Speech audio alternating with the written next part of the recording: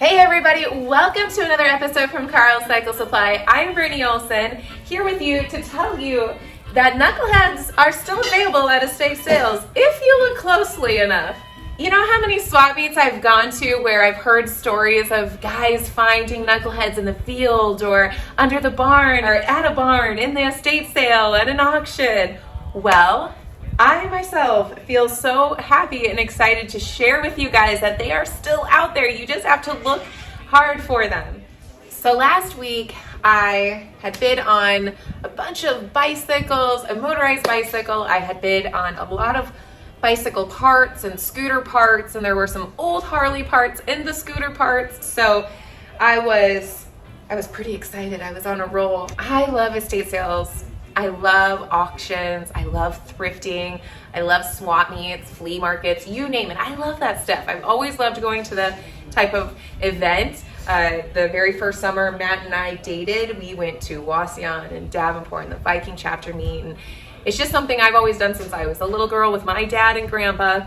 And as a woman who is now married and a mother myself, it's something that I still continue to love to do. So estate sales and auctions have always just been part of my life since a little girl.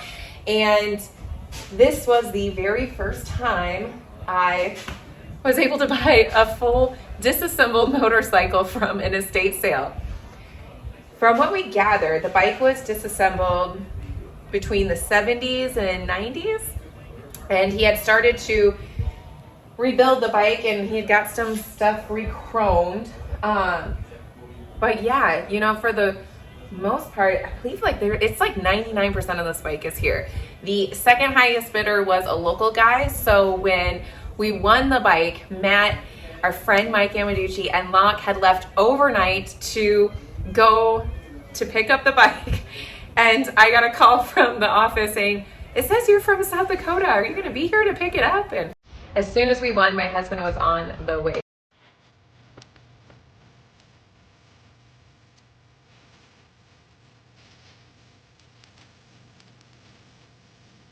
All right, everybody, I have the one, the only, the real King Carl, Carl Cycle Supply. All right, folks, here we are. We got our new toy.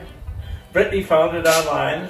They purposely Tried hiding it from the world. now we're putting it together, and so everything stays in one place. So ride along and enjoy. I just really want to share this experience to inspire other people to know that these bikes are still out there, and you know, you can still rebuild these bikes and you can go out and ride them. So I'm really excited. I am just on cloud 9. And this one here is a fine machine.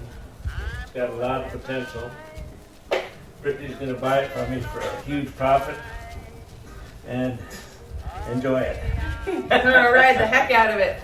Well, Carl's 40 is actually one of the best performing bikes I've been on. It just is so smooth and so fast down the road. It's such a joy to ride. I know if you guys have watched our shorts, you've seen me ride it. I was riding it last year. It's blue and orange, and it's the cat's meow. So to find a 1940 after riding Carl's 40 just tickles me pink. Let's go through some of the parts. Like I said, it was this crash bar and the frame that really showed me this was 1940s Harley stuff. And the pictures, they were not very good. So I had to really like look at stuff clearly. They were kind of pixelated. So if I take you with me. And so when I saw this engine and the cam cover, and especially the oil pump over here, when I saw the oil pump and I saw these lifter blocks, I knew. I don't even know where to begin. I'm so excited to share parts with you. And I wrap myself in a Gas caps. Pretty cool spotlights. I mean, I've never seen anything. Look how short these things are. Look how, that's pretty cool.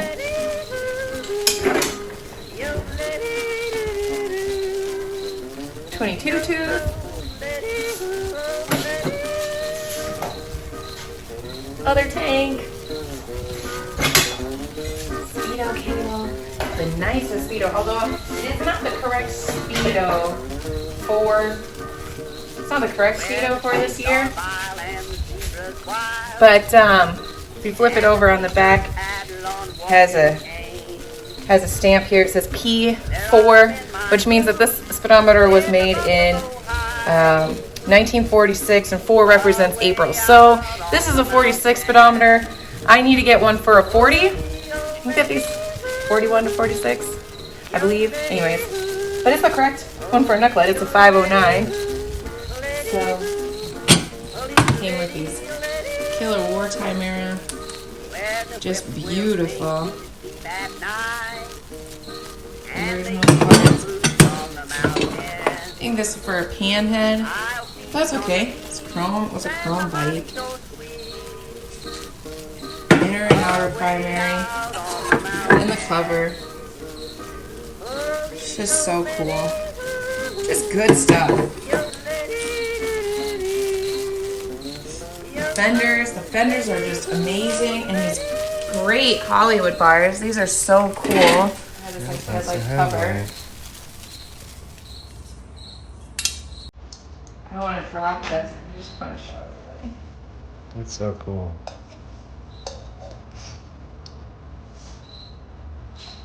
I mean, have you ever seen anything so deluxe? I mean, Did you show them the baby spotlights? yeah, they're so cool. I love the little baby spotlight. Yeah, that's ridiculous. But yeah, I mean, could you imagine that? The flying swan. Yeah, pretty cool. I'm really stoked, and I can't, like, words cannot even begin to describe how cool this is.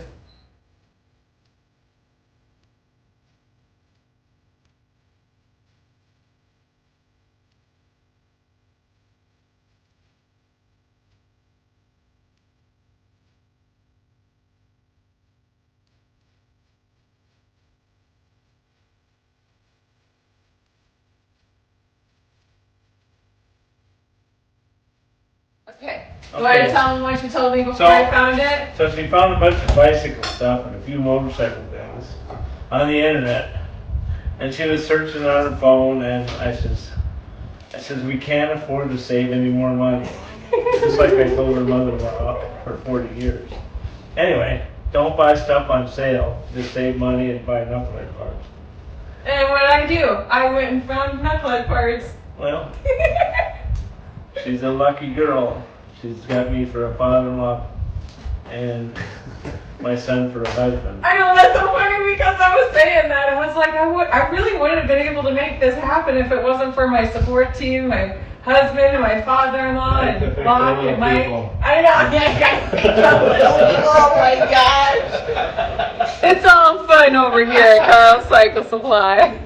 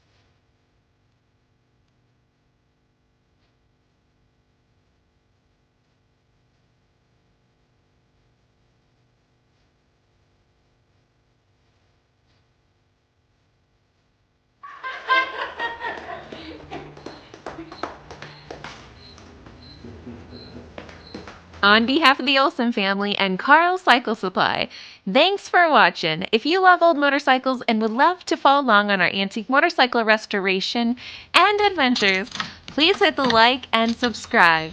Thanks for watching.